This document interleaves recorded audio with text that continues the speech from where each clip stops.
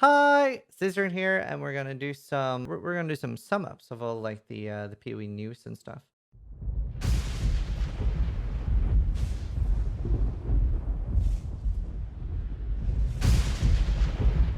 So we have like the Fist of War support. Now, when I first saw this, it looked a bit like a Mirage Archer. It's not a Mirage Archer. It does seem more like it actually hits at the same time as you do, and only when you attack. But we did see in the video, and it does look pretty cool, especially for like slow things like Earthquake. And yeah, I could see in this patch, I could see especially Earthquake doing really well. It feels like they're trying very hard to be anti-Cyclone, is the impression I'm doing. Next up, we have Penance Brand from the GGG videos. It's hard to tell if they're going to be good or not, because they record them very slow and usually with very few damage supports. We also have no idea what tier maps they're in. It's usually tier 1 maps and it looks slow in those. So it's hard to tell what's actually going to be good before you get to try it. I'm a bit skeptical of Penance Brand, but especially with like, I'm expecting some generic brand nerfs as well, not just Archmage. And obviously there is a new brand, several new brand things coming. So it's interesting to see what's going to happen here. I don't see this as something I'm going to start with, at least. This is something I'm really excited about. Arcanist Brand. Like, obviously depends on how hard, if brands get nerfed in general. Archmage is guaranteed to get nuked from orbit. This is basically like spell totem or trap support for brands. It turns anything into a brand.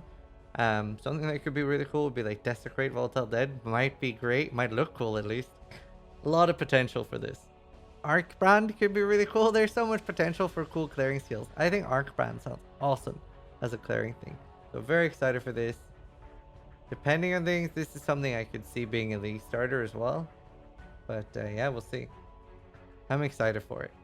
All Lightning Brand. Oof, so much cool stuff, dude. We can look at like Wintertide Brand. It's basically a cold brand. And something that's special about this is that the base limit is 2 per target, unlike 1. And like it says here, when you have Runebinder, that means you can have 3 to single target. So this might be a really, really good boss killing one as well. It looks pretty cool. Also looks like, you know, it has damage over time. It's released in an area, so you could do Cold Dot, which is a very strong like damage multiplier. And yeah, it looks sort of like Cold Snap as a brand, maybe. I don't even know like what to expect from this, but it sounds pretty cool, and the fact that we're getting a cold brand is awesome. So looking forward to that. And then we have a support gem, Swift Brand. Swift Brand greatly lowers the active and inactive duration of a brand, but increases its active range. Its activation range. For a single brand being cast once, it's not as good as other supports, but if you're rapidly placing many brands, it's a huge damage increase. This can be like particularly exciting with the fact that brand recall is being changed. So what they're doing to brand recall is that it no longer refreshes its duration, so you always have to recast a lot of brands now. I think this is a particularly good change because I think that means that they're going to nerf Archmage less than what I had like initially expected. I feel like nerfing the fact that brand recall extends how long they last, because if you get high enough brand recall, currently you can have your brands last forever, and which is really strong with cluster jewels because you can have them be on like, they can be close to expiring and then get like crazy effects from cluster jewels. For example, with like, you know, the activation range. And I think this is a really, really good balance step.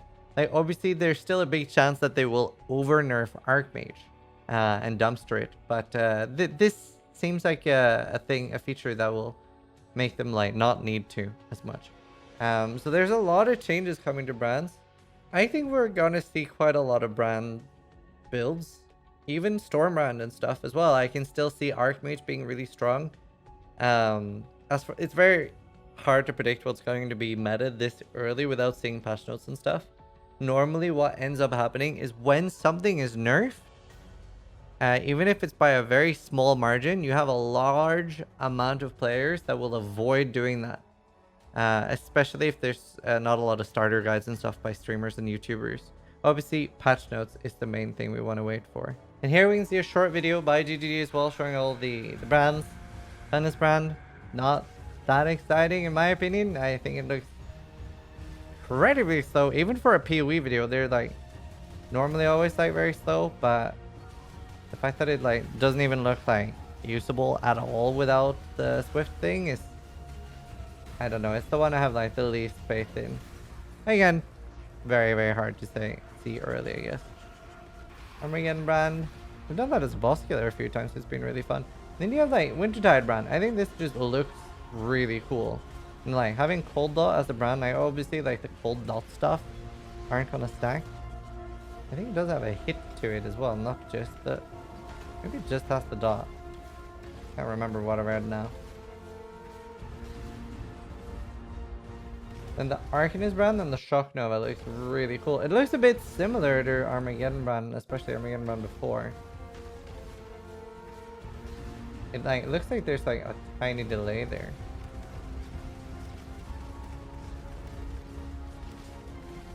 I really want to try this with Arc. Arcanist Brand plus Arc. Like the main thing that I really want to try. Definitely want to try Arcanist Brand on Arc. Right, so next up we have Essential Sanguis, has gotten a rehaul, and before it just gave you Ghost Reaver, now it gives you Ghost Reaver and also Energy Shield. Leech effects from attacks are not removed at full Energy Shield. And that's also the first time we really see that. Soul Tether has a similar one, except that this is slightly worse than Soul Tether.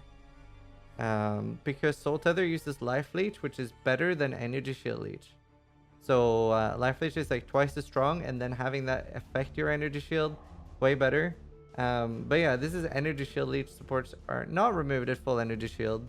So it is pretty cool, and also means you can be completely full with Soul Tether. Like obviously like Soul Tether is only something used with like hybrid and like life builds as a buffer. But this is something you can use if you're actually CI and you don't start the map with one Energy Shield. So it is cool.